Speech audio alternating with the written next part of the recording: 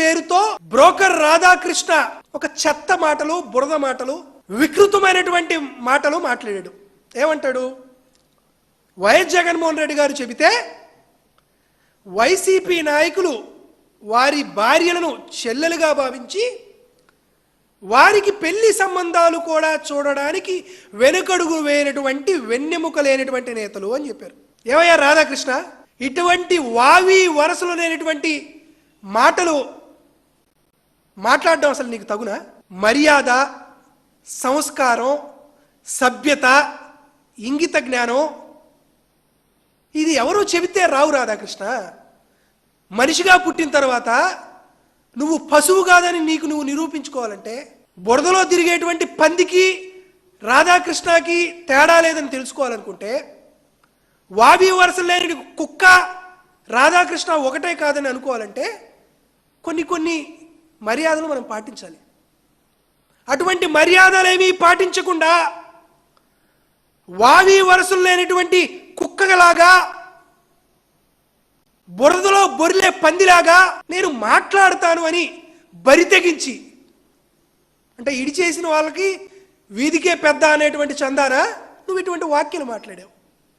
అయినా రాధాకృష్ణ మిమ్మల్ని ఒకటి అడుగుతున్నా, చంద్రబాబు నాయుడు గారు చెబితే నువ్వు చేసేటువంటి ప్రతి తార్చుడు పనులకి మాకు ఆపాదిస్తే అట్లా, జనాలకు ఆపాదిస్తే అట్లా?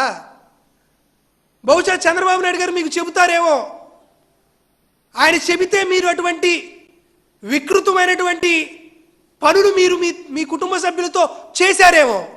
మీరు చేసేటువంటి పనులన్నీ జనాల మీదకు వదిలితే ఎట్లా రాధాకృష్ణ? తప్పు కదా. నీలాగా నిర్లజ్జగా, నిస్సుక్కుగా, విచక్షణ లేకుండా ఎవరు అటువంటి వ్యాఖ్యలు చేయరే. ఆడవాళ్ళని అడ్డు పెట్టుకొని వారిని ఆత్మగౌరవాన్ని దెబ్బతీస్తూ ఇటువంటి రాజకీయాలు చేయమని జగన్మోహన్ రెడ్డి గారు మాకు ఎప్పుడూ చెప్పలా.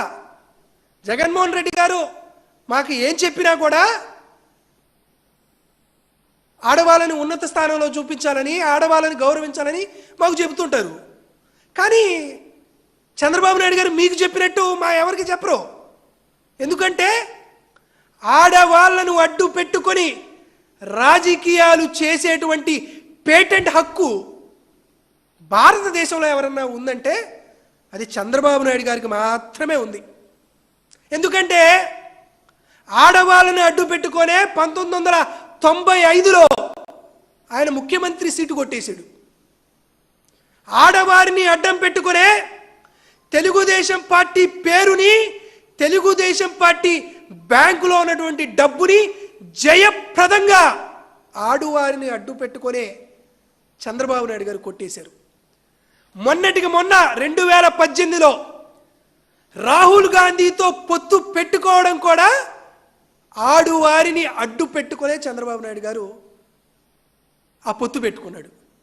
మొన్నటికి మొన్న 2024 ఎన్నికల్లో కూడా బావురుమని ఏడ్చి ఆడవారిని అడ్డు పెట్టుకొని సానుభూతి పొంది ప్రజలను ఏమార్చి ఇంకోసారి సీటు కొట్టేశాడు. ఈ భారతదేశంలో ఆడవారిని అడ్డు పెట్టుకొని ఏ స్థాయికైనా, ఏ నీచాతి నీచమైనటువంటి స్థాయికైనా, ఎంత అధపాతాళానికైనా దిగజారిపోయి దిగంబరంగా రోడ్డు మీద నృత్యం చేసేటువంటి కెరీరు, కేటగిరీ ఎవరికన్నా ఉందంటే అది చంద్రబాబు నాయుడు గారికి ఉంది. చంద్రబాబు నాయుడు గారి తరువాతన రాధాకృష్ణ గారికే ఉంది. రాధాకృష్ణ ఇటువంటి చీపు మాటలు, బురద మాటలు వైఎస్ఆర్ కాంగ్రెస్ పార్టీ నేతలని, వారి కుటుంబ సభ్యుల్లో ఉన్నటువంటి ఆడవాళ్ళని ఉద్దేశించి వ్యాఖ్యానిస్తే కడుపుకు అన్నం తినేవాడు ఎవడైనా సరే, గడ్డి తినే పశువైనా సరే రాధాకృష్ణ మాటలను ఖండించింది. కానీ చంద్రబాబు నాయుడు గారు మద్దతు తెలుపుతాడు. ఎవరికి? రాధాకృష్ణకి. ఈ మాట అన్నటువంటి రాధాకృష్ణకి చంద్రబాబు నాయుడు మద్దతు తెలుపుతాడు. అతని పుత్రరత్నం నారా లోకేష్ మద్దతు తెలుపుతాడు. అతని పార్ట్నర్ పవన్ కళ్యాణ్ మళ్ళీ మద్దతు తెలుపుతాడు. ఏమైపోతుంది ఈ సమాజం? అసలు రాధాకృష్ణ అనేవాడు పెన్నుతో రాశాడా అన్న ఆ మాటలు పెగ్గుతో రాశాడా అని రాష్ట్రంలో ఉన్నటువంటి మహిళా లోకం అంతా, ఉభయ తెలుగు రాష్ట్రంలో ఉన్నటువంటి మహిళా లోకం అంతా అవ్వా అని నోటు మీద నోరేసుకొని రాధాకృష్ణ అని తిడుతుంటే అవేమీ పట్టించకుండా రాధాకృష్ణకి మద్దతు తెలుపుతూ వీరందరూ ట్వీట్లు వేసి వారికి మద్దతు తెలపడం ఏ విధంగా అవుతుంది? అంత బరితెగించి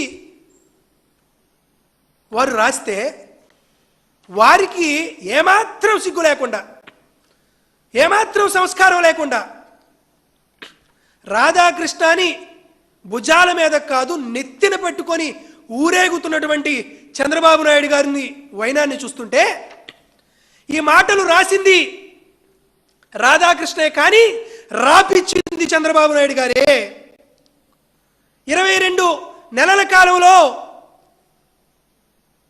కూటమి ప్రభుత్వం దిగాలు పడిపోతుంటే దానిని దారి తప్పించడానికి, ప్రజలను ఏమార్చడానికి రాధాకృష్ణ గారికి దర్శకత్వం, నిర్మాత అన్నీ చంద్రబాబు నాయుడు గారే అని ఈ విషయంతో మనకు అర్థమవుతుంది. సో ఇట్లా మహిళల్ని నీచాతి నీచంగా అవమానించి వారి క్యారెక్టర్ని అసాసినేషన్ చేస్తే ఒక ప్రజాస్వామ్యంలో ఉండేటువంటి ఒక రాజకీయ పార్టీగా వైఎస్ఆర్ కాంగ్రెస్ పార్టీ నేతలను, వారి కుటుంబ సభ్యుల్లో ఉన్నటువంటి ఆడవాళ్లను ఆ బ్రోకర్ రాధాకృష్ణ గారు అటువంటి మాట్లాడిన తర్వాత ఒక ధర్మాగ్రహం పేరుతో ఎటువంటి పిలుపుని ఇవ్వకుండా వైఎస్ఆర్సీపీ నేతలు, మాజీ మంత్రులు, ఎమ్మెల్యేలు, ప్రస్తుతం ఉన్నటువంటి ఎమ్మెల్సీలు వెళ్ళి అయ్యా నువ్వు ఇటువంటి వ్యాఖ్యలు చేయాల్సినటువంటి అవసరం ఏముందని సంజాయిషి అడుగుదామని అక్కడ గాంధీ పద్ధతిలో ఆడికిపోయి నిరసన తెలియజేశారు. ఆ నిరసన దాడి అంటారేంది? ఆ నిరసన దాడి అంటారేంది అర్థం కావట్లా. దాడి అంటే ఏంది? సాక్షి పత్రిక పైన, సాక్షి యాజమాన్యం పైన మీ పెయిడ్ వర్కర్లందరినీ తీసుకొని వెళ్ళి విజయవాడలోను, ఆంధ్రప్రదేశ్ రాష్ట్రంలో ఉన్నటువంటి వివిధ ప్రాంతాల్లోనూ మీరు చేసింది దాడి అంటారు. ఒక జాతీయ వార్తాపత్రిక పైన విశాఖపట్నంలో మీరు చేసినటువంటి దుర్ఘటనని దాడి అంటారు. మంత్రులు, ఎమ్మెల్యేలు, మహిళా ఎమ్మెల్సీలు అక్కడికి వెళ్ళి గాంధీ పద్ధతిలో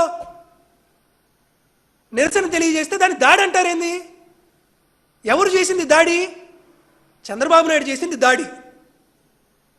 లేదా మహిళలపైన ఇటువంటి వ్యాఖ్యలు చేసినటువంటి రాధాకృష్ణ చేసింది అనైతికమైనటువంటి దాడి. వారి ఆత్మగౌరవంపై మీరు చేసింది దాడి. వైఎస్ఆర్ కాంగ్రెస్ పార్టీ నిరసన కేవలం నిరసన చేయడానికి మహిళా ఎమ్మెల్యేలు, ఎమ్మెల్సీలు వారందరూ వెళ్ళారు. అరే మీ ఆఫీసులోకి రాలేదే మేము, మీ కంప్యూటర్లనో లేకపోతే మీ కుర్చీలనో మేమేం తాకలేదే, మీ పైన ఏమైనా రాళ్ళదాడి చేసామా? ఏమీ చేయలేదే. నువ్వు కనపడితే నిన్ను కోడిగుడ్లతో కొట్టావా, లేకపోతే నిన్ను టమోటాలతో కొట్టావా? కొట్టలేదే. వాస్తవానికి నువ్వు అన్న మాటలకి విధమైనటువంటి సన్మానం జరిగి తీరాలి.